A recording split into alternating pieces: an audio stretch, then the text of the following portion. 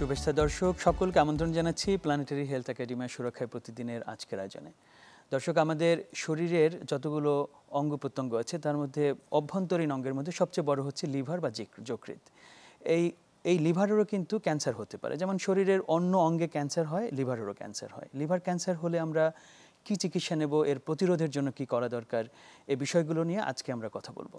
এ বিষয়ে কথা বলার জন্য দুজন বিশেষজ্ঞ আমাদের সাথে যুক্ত আছেন এবং দর্শক আপনাদেরকে জানিয়ে রাখি, আজকে আপনারা সরাসরি লিভার ক্যান্সার বিষয়ক যে কোনো প্রশ্ন আমাদের বিশেষজ্ঞদের করতে পারবেন। সেজন্য স্ক্রিনে দেখানো নাম্বারে আপনারা ফোন করে আপনাদের প্রশ্ন আমাদেরকে পাঠাতে পারেন। আমরা আজকের আলোচনায় যাই। প্রথমেই আমাদের সাথে যুক্ত হচ্ছেন ডাক্তার আব্দুল্লাহ আল মামুন খান। তিনি মেডিকেল অনকোলজিস্ট এবং সহযোগী অধ্যাপক ও বিভাগীয় প্রধান medical oncology, Shaheed Suhrawardy medical college ও হাসপাতাল। ডাক্তার আব্দুল্লাহ আল মামুন খান, স্বাগত আমাদের অনুষ্ঠানে। ধন্যবাদ আপনাদের। আমাদের সাথে যুক্ত হয়েছেন ডাক্তার মোহাম্মদ জাহাঙ্গীর আলম। তিনি মেডিকেল অনকোলজিস্ট, জাতীয় ক্যান্সার গবেষণা ইনস্টিটিউট ও হাসপাতাল। ডাক্তার জাহাঙ্গীর আলম, আমরা আসি যে বাংলাদেশে আসলে লিভার ক্যান্সারের প্রবণতাটা কেমন, আপনাদের যেই ডেইলি প্র্যাকটিস, কেমন রোগী পাচ্ছেন এবং কোন স্টেজে সাধারণত তারা আসে, এই বিষয়টা একটু শুনি দেশের প্রেক্ষিতে। বাংলাদেশে লিভার ক্যান্সার গ্লোবোকনের স্ট্যাটিস 2022 সালে একটা পরিসংখ্যান আছে। ওই পরিসংখ্যান অনুযায়ী বাংলাদেশে ওই 2022 সালে রোগীর সংখ্যা ছিল 3228 জন। আচ্ছা, নতুন রোগী আমরা রোগ নির্ণয় করেছিলাম এবং মৃত্যুর হার ছিল 3069 জন। আমাদের ডক্টর মামুন স্যার যেটা বললেন যে তার যে ফার্টাইল ডিজিজ, এটা ডেথ রেট বেশি, 3228 জনে 3069 জন ডেথ, মৃত্যুর সংখ্যাটা এটা দাঁড়ায়। আর ওয়ার্ল্ড যদি সারা পৃথিবীতে যদি আমরা এই পরিসংখ্যানটা দেখি, তখন পৃথিবীতে সারা বছরে লিভার ক্যান্সারের রোগ নির্ণয় হয়েছে 20 মিলিয়ন। আচ্ছা, 20 মিলিয়ন রোগ নির্ণয় হয়, অর্থাৎ 2 কোটির মতো রোগ প্রতি বছর এই রোগটা নির্ণয় হয়। আর মৃত্যুর প্রতি বছর যে পৃথিবী সারা ওয়ার্ল্ড যে পরিসংখ্যান, সেখানে হচ্ছে 97 লাখ। আচ্ছা, 2 কোটির মধ্যে প্রায় 97 লাখ প্রতি বছরই মৃত্যুতে পড়ে। এখন আমাদের দেশে আমাদের কাছে যখন আসে, এই ক্যান্সারটার বড় সমস্যা হচ্ছে এটা কোনো সিমটম থাকে না প্রাথমিক। এই কারণে রোগীরা বুঝতে পারে না যে কীভাবে কখন ডাক্তারের কাছে যাবে বা কেন যাবে। বা এটার ফার্স্ট ওয়ার্ল্ডে এটার স্ক্রিনিং আওতায়, সব পপুলেশন স্ক্রিনিং আওতায় থাকে, আর্লি ডিটেক্ট করা যায়। আমাদের দেশে হচ্ছে যে আমাদের যেহেতু স্ক্রিনিংয়ের আওতায় আমাদের পাবলিক নেই, জনগণ স্ক্রিনিংয়ের আওতায় নেই, রাষ্ট্রের যে কাঠামোতে স্ক্রিনিং আওতার প্রোগ্রামটা, ফলে হচ্ছে যে আমরা রোগীরা যখন সিমটম হয় তখন এটা অ্যাডভান্স স্টেজে চলে আসে। এইটা হচ্ছে এই রোগটার একটা খারাপ দিক। এইটা আমাদের এই জন্য আমাদের যদি রোগীরা যদি আর্লি স্ক্রিনিং করতে পারে বা রোগীরা চেক আপ করায়, যেটা আমরা সহজ ভাষায় বলি, এই চেক আপটা করালে আমরা ধরতে পারবো যে তার লিভারে একটা সমস্যা হচ্ছে, কিন্তু তার লক্ষণ এখনো পরিগণিত নয়। তাহলে এটি একটি বিপজ্জনক বিষয় একদিক থেকে, যে ক্যান্সারটা হয়তো ডেভেলপ শুরু হয়েছে কিন্তু আমার লক্ষণ প্রকাশ হচ্ছে না।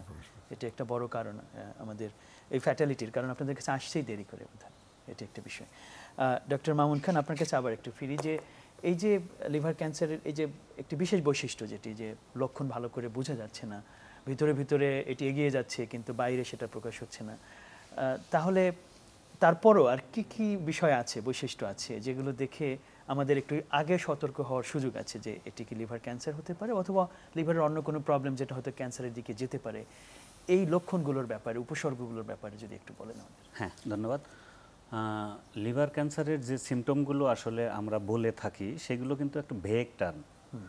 আরও অন্যান্য অনেক ডিজিজ আছে যেগুলোর কারণে হয়ে থাকে, যেমন পেটে ব্যথা হতে পারে। আচ্ছা, এটা কিন্তু আরও অনেক কারণ আছে পেটে ব্যথার। এরপরে হতে পারে যে পেট একটু ফুলে যেতে পারে, সোয়েলিং। ইউজুয়ালি এটা পেটের আপার অ্যাবডোমেন, উপরের পেটের ডান পাশের দিকে হতে পারে। একটু ভারী ভারী লাগতে পারে। আবার ব্যথাটা কিন্তু পিছনেও হতে পারে, আপার ব্যাক পেইন হতে পারে। এরপরে যেটা হয় যে নাউজিয়া বা ভমিটিং, মানে খাওয়ায় অরুচি থাকে, খেতে পারে না বা বমি বমি লাগে, ওজন কমে যেতে পারে। আর এর সাথে যেগুলো থাকতে পারে, যে তার যদি কোনো প্রিডিসপোজিং ফ্যাক্টর থাকে বা রিস্ক ফ্যাক্টর থাকে, যেটার কারণে তার আসলে লিভার ক্যান্সার হতে পারে বা হয়েছে মনে করে থাকি আমরা, তাহলে সেই ডিজিজ রিলেটেড কিছু লক্ষণ থাকতে পারে। যেমন বলে থাকি আমরা যে ক্রনিক লিভার ডিজিজ বা সিরোসিস থেকে যদি হয় তাহলে তার ফেজ কিন্তু সিরোটিক ফেজ বলি আমরা, যেগুলো হতে পারে যেমন জাইগোমেটিক যে প্রসেসগুলো এগুলো প্রমিনেন্ট হয়ে যাবে এবং মুখটা এই যে আমাদের যে গালগুলো আছে এগুলো ভিতরের দিকে চলে যায়। আচ্ছা, এগুলো আসলে মেইনলি কিছু সিমটম থাকে যেগুলো দেখে আমরা সন্দেহ করতে পারি কিছু লাইফস্টাইল আছে মানুষের, যে সে কী ধরনের লাইফস্টাইল করে অভ্যস্ত, তার সেফ সেক্সের কোনো হিস্ট্রি আছে কিনা বা রিক্সি কোনো হিস্ট্রি আছে কিনা, যেটা অনুযায়ী আমরা মনে করতে পারি যে লিভার ক্যান্সার বা লিভারের কোনো ডিজিজ হতে পারে। আরেকটা আছে বয়স, যেমন লিভার ক্যান্সার কিন্তু আর্লি এজে সাধারণত হয় না। আচ্ছা, এটা আমাদের দেশে আফটার 50 ইয়ার্সে হয়, তবে বই পুস্তক অনুযায়ী কিন্তু আসলে বলা হয়ে থাকে যে 60-65 ইয়ার্স। আচ্ছা, কিন্তু আমরা দেখে থাকি আমাদের ডেইলি প্র্যাকটিসে যেটা 50 বছরের পরেই আমরা দেখি যে লিভার ক্যান্সার হতে থাকে। তো এরকম যদি কোনো রিস্ক ফ্যাক্টর থাকে, লাইফস্টাইল থাকে বা এই ধরনের যে লক্ষণগুলো আমরা আলোচনা করলাম, এই লক্ষণগুলো থাকলে আমরা একটা অ্যাজাম্পশন করতে পারি যে তার বড় কোনো ডিজিজ হতে পারে। আচ্ছা, একেবারেই যে লিভার ক্যান্সার আমরা চিন্তা করি আসলে নাই, লক্ষণগুলো নিয়ে আসলে আমরা ইনভেস্টিগেশন বা পরীক্ষা নিরীক্ষা করতে গিয়ে তখন আমরা আসলে পেয়ে যাই যে তার লিভার ক্যান্সার। এবং লিভার ক্যান্সারটা বেশিরভাগ ক্ষেত্রেই ইনসিডেন্টাল ডায়াগনোসিস হয়, আমরা কিন্তু শুরুতেই লিভার ক্যান্সার মনে করে তার পরীক্ষা নিরীক্ষা করাই না, আচ্ছা, কিন্তু অন্যান্য রোগ নির্ণয় করতে গিয়ে দেখা যায় যে তার লিভার ক্যান্সার বা লিভারে কোনো টিউমার ধরা পড়ে গেছে। আচ্ছা, খুবই গুরুত্বপূর্ণ এই পয়েন্টগুলো আসলে যেটি বললেন। লক্ষণ যেহেতু অনেক কিছুর সাথে মিলিয়ে গেছে, গুলিয়ে গেছে, সুতরাং এটা একজন ব্যক্তির পক্ষে এটা বোঝা খুব কঠিন। কিন্তু আমি অ্যাজ এ ইন্ডিভিজুয়াল, এ কারণে আপনাদের কাছে গেলেই আপনারা হয়তো আমরা যেটা বলি যে অনেকগুলো ডট একসাথে মিলিয়ে হয়তো দেখেন এবং তারপর ইনভেস্টিগেশনের মধ্য দিয়ে সেটি প্রকাশ হয়। আমরা এ বিষয়ে আসবো, আমাদের সাথে একজন দর্শক যুক্ত হয়েছেন, আমরা তার কাছ থেকে একটু প্রশ্ন নিয়ে আসি। দর্শক, স্বাগত আমাদের অনুষ্ঠানে। একটি আপনার প্রশ্নটি করুন, আমাদের ডাক্তার উত্তর দেবেন। নাম বলে প্রশ্নটি করুন।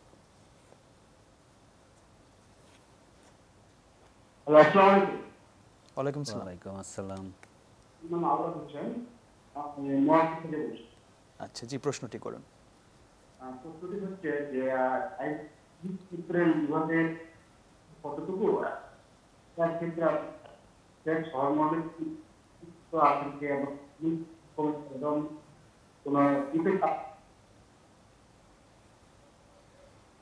কথা বুঝতে অসুবিধা হচ্ছে দর্শক আপনার। আমি আবার বলি, জি একটু আবার বলেন। জি, রোগীর ক্ষেত্রে আপনার ক্ষেত্রে আপনার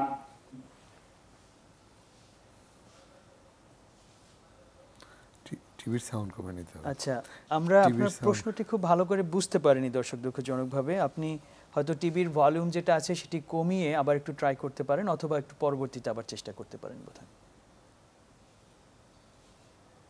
আচ্ছা, আমরা একটু পরে আবার চেষ্টা করব, বা অন্য দর্শক যারা আছেন।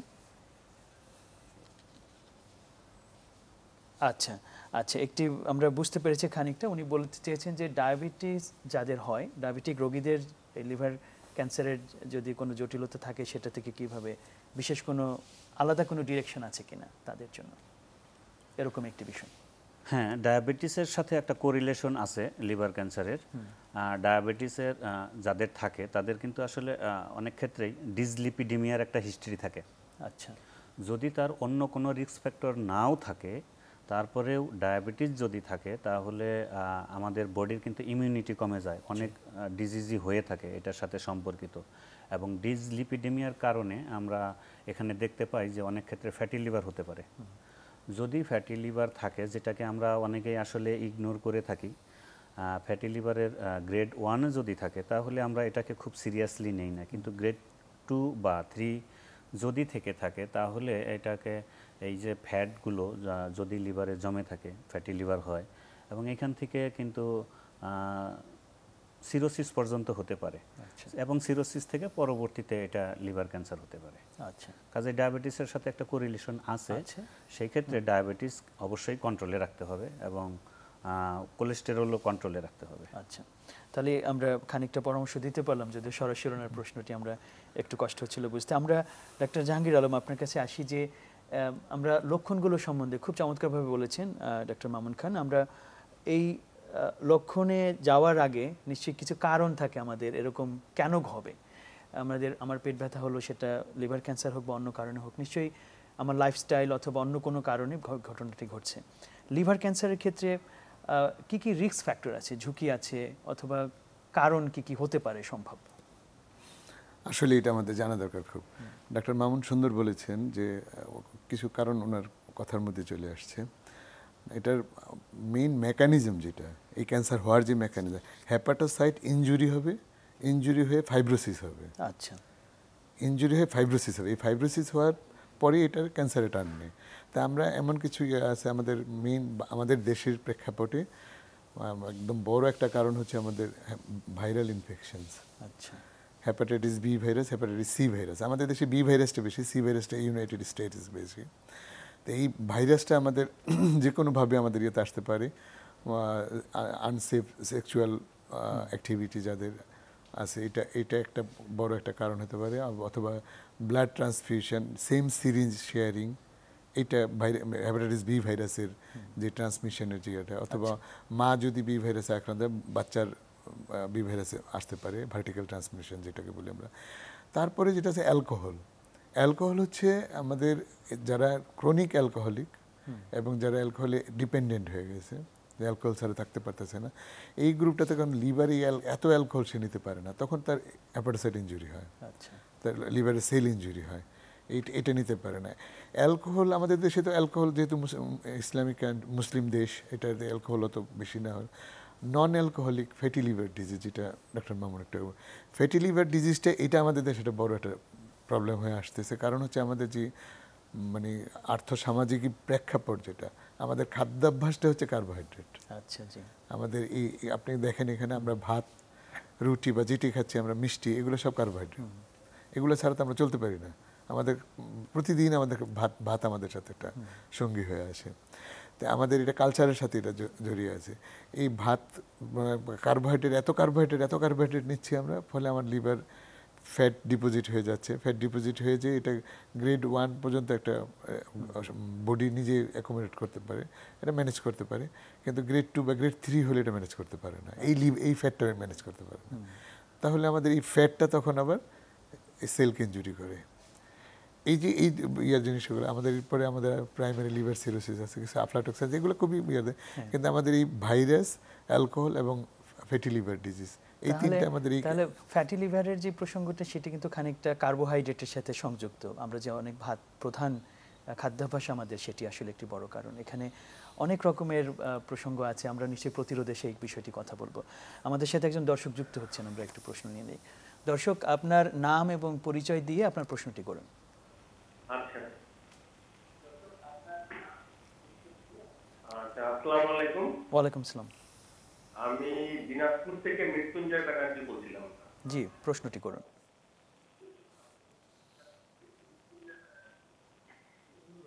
হ্যাঁ, আমার প্রশ্ন, আমার লিভারে ব্যথা হয়, হ্যাঁ, মাঝে মধ্যে ব্যথাটা একটু বেশ মানে কনকনে হয়,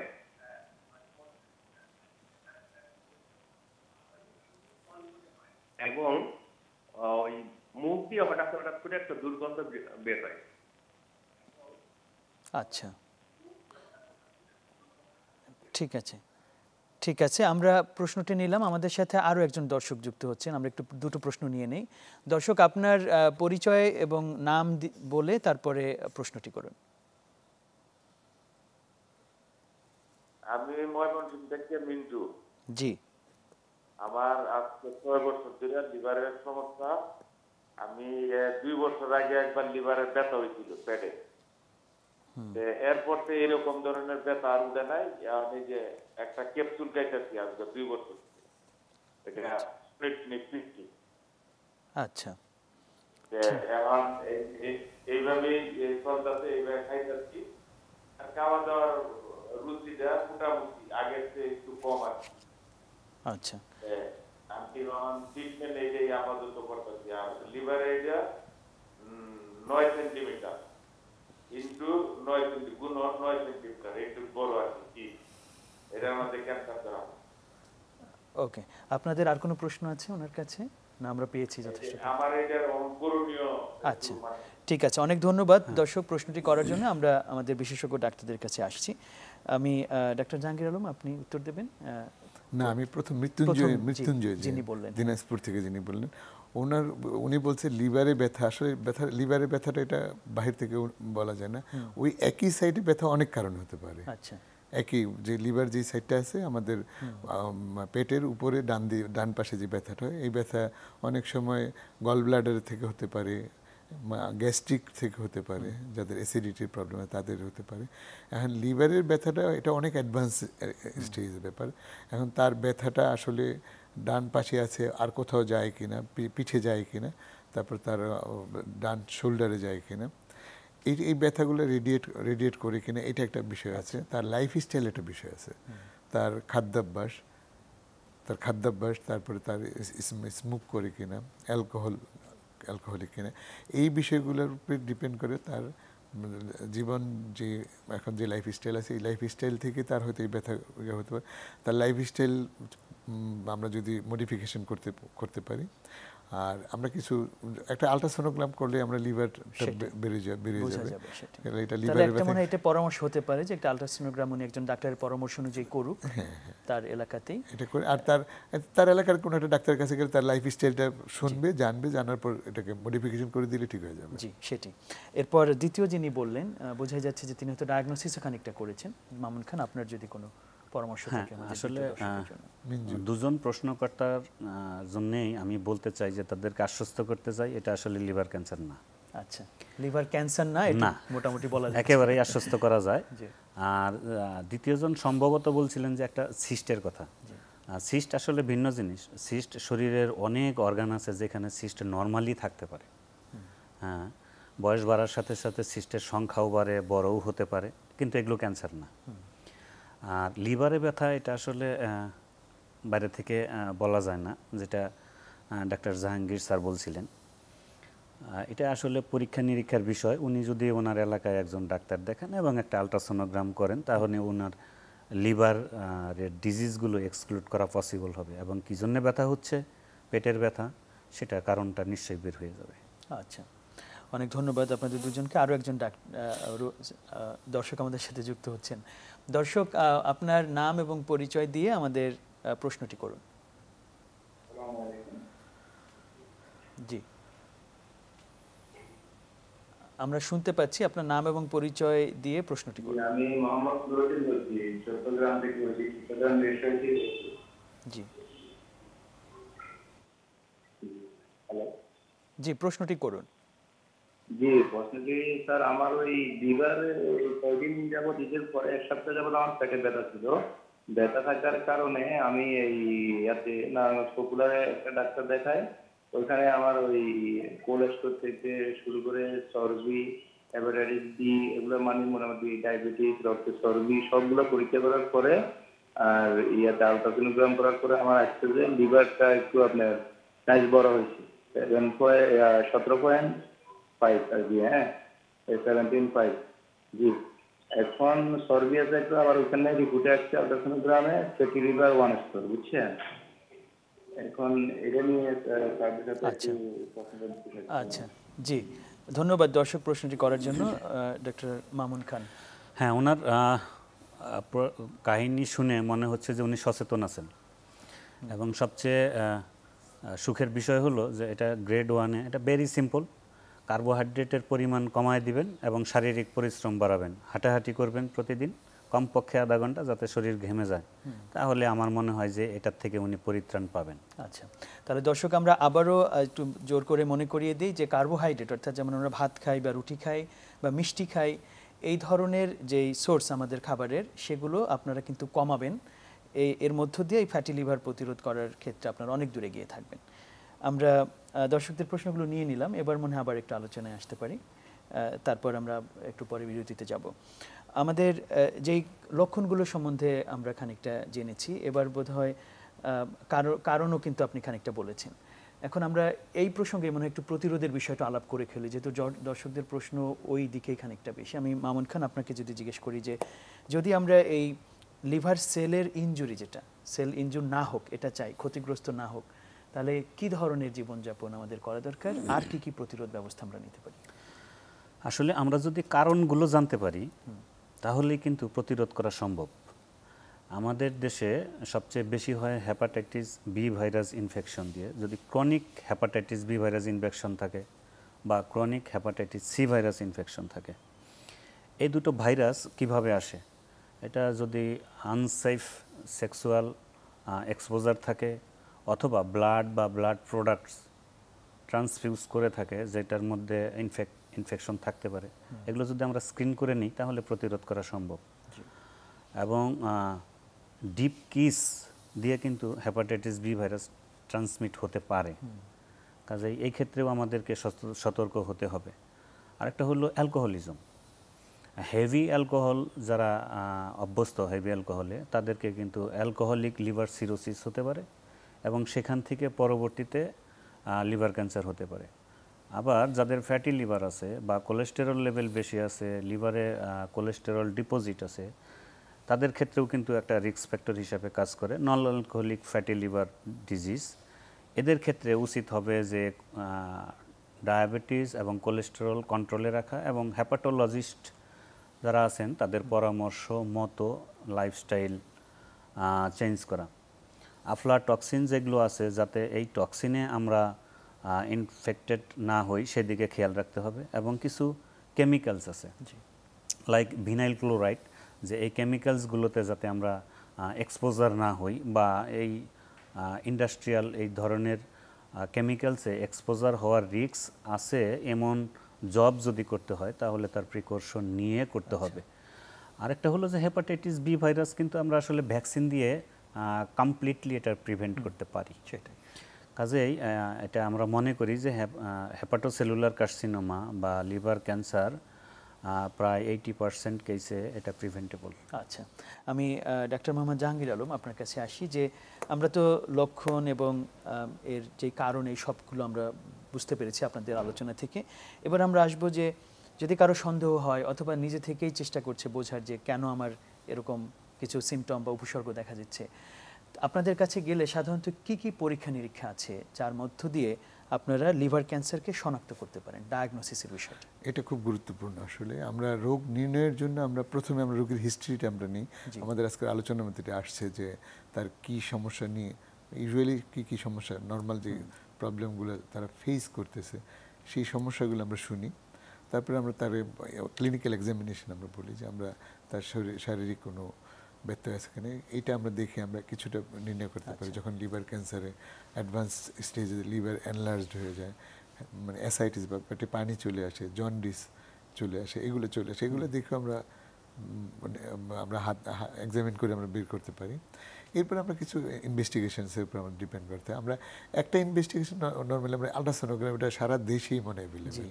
এই ছোট্ট একটা ইনভেস্টিগেশন, এটা করলে লিভার একটা এসওএল বলি, স্পেস অকুপাইং লিশন, একটা টিউমার আমরা সহজ ভাষায়, যে ওরা বলে দিতেছে যে একটা টিউমার আছে, একটা দুইটা বা একাধিক আছে, এটা বলে দিবে। এবং ওখানে আরও কিছু কথা বলে দিবে যে এটা সিস্ট কিনা বা সলিড টিউমার, এগুলো বলে দেবে। এইটার পরে আমরা আমরা একটা সিটি স্ক্যান, এটার 4 ফেজ সিটি স্ক্যান বলে, 4 ফেজ সিটি স্ক্যান বা এমআরআই আছে, এইটা দিয়ে আমরা ডায়াগনোসিস করে ফেলতে পারবো। এটাতে যারা রেডিওলজিস্ট, এক্সপার্ট রেডিওলজিস্ট, ওনারা বলে দিবে যে আর্টেরিয়াল ফ্লো আর ভেনাস ফ্লো দেখে এটা বলে দিবে যে এটা ক্যান্সার অথবা ক্যান্সার না।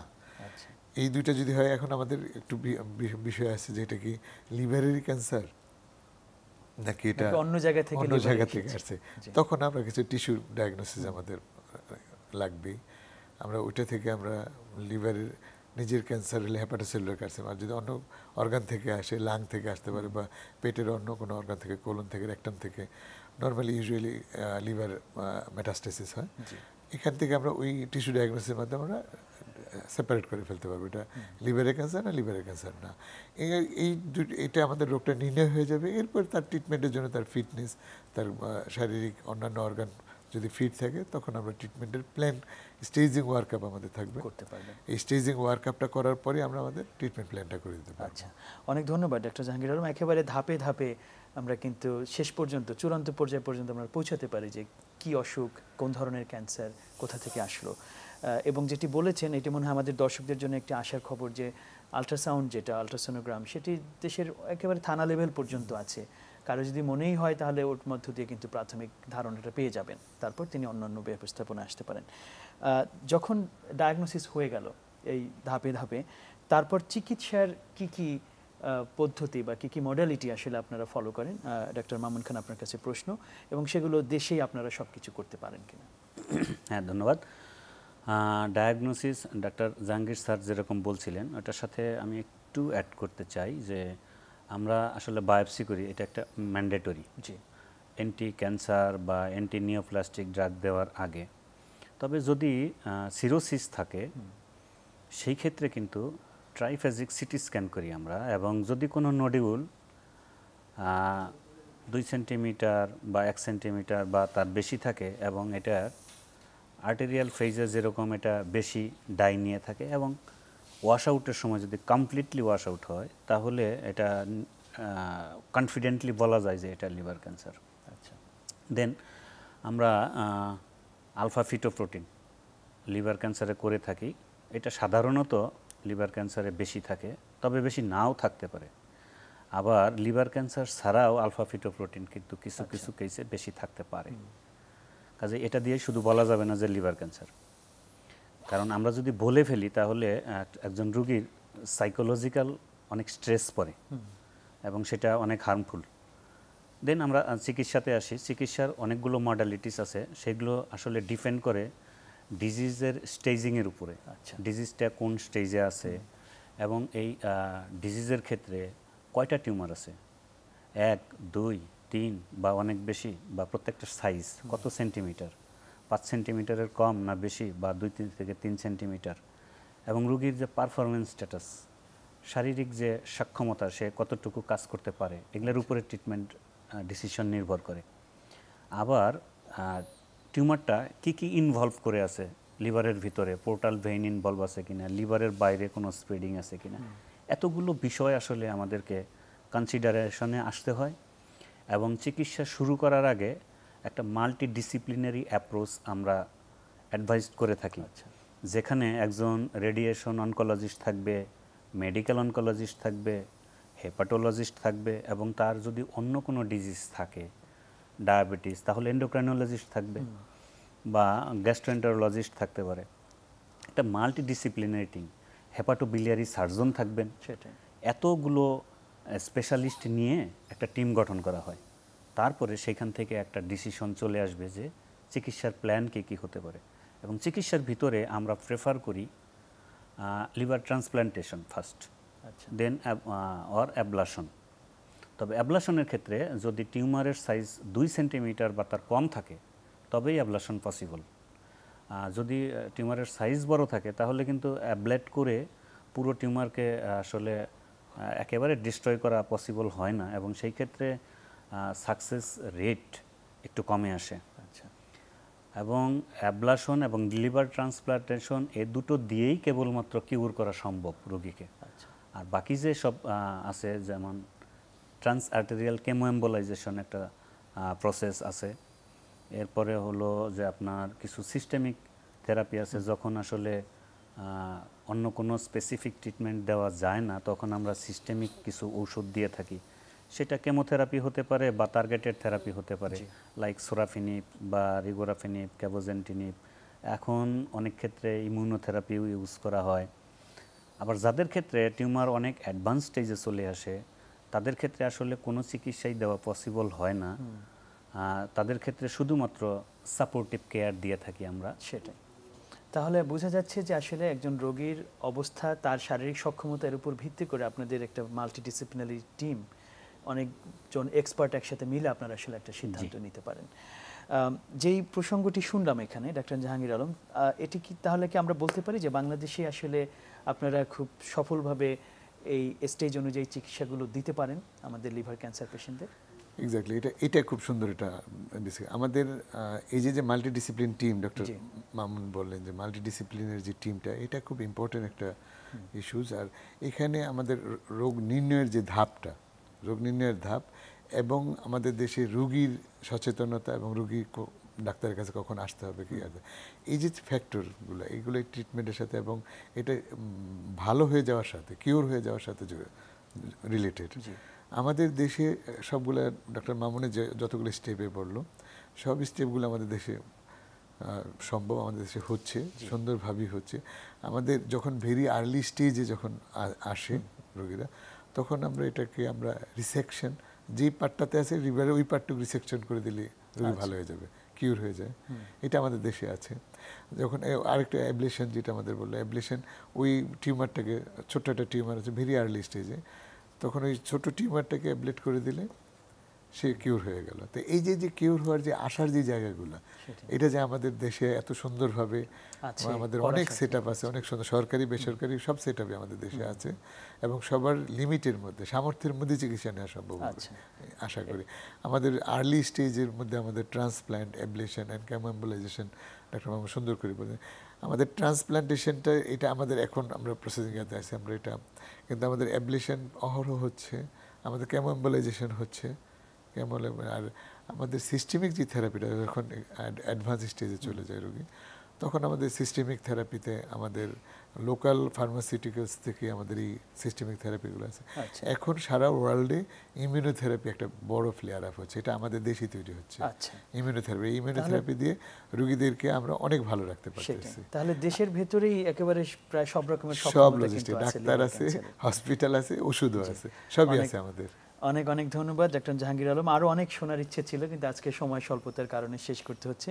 আপনারা খুব গুরুত্বপূর্ণ বিষয়গুলো এনেছেন, আর্লি ডায়াগনোসিস, স্ক্রিনিং, এই বিষয়গুলো আমরা পরবর্তীতে আবার আপনাদের কাছ থেকে শুনবো। আজকের মতো বিদায় নিচ্ছি। দর্শক, সুরক্ষায় প্রতিদিন আমরা কথা বলছিলাম লিভার ক্যান্সারের চিকিৎসা এবং প্রতিরোধ বিষয়ে। আমাদের সাথে দুজন বিশেষজ্ঞ ছিলেন এবং তাদের কথা থেকে এই আশার বাণীটা আপনাদেরকে আমরা শোনাতে পারি যে যদি লিভার ক্যান্সার আপনারা শুরুতেই ধরতে পারেন, লক্ষণগুলো একটু বুঝতে পারেন এবং তারপর সেই অনুযায়ী ডাক্তারের কাছে আসেন, তাহলে কিন্তু এর চিকিৎসা বাংলাদেশেই সম্ভব এবং সফলভাবে সম্ভব। আমাদের দেশে বিভিন্ন বিশেষজ্ঞ আছেন, তারা আপনাদেরকে সর্বতোভাবে এ বিষয়ে সহযোগিতা দিতে পারবেন। আমরা এই আশাবাদ রেখে লিভার ক্যান্সারের চিকিৎসা দেশে আরও বাড়ুক, সক্ষমতা বাড়ুক, এই আশাবাদ রেখে আজকের মতো শেষ করছি আমাদের এই আয়োজন।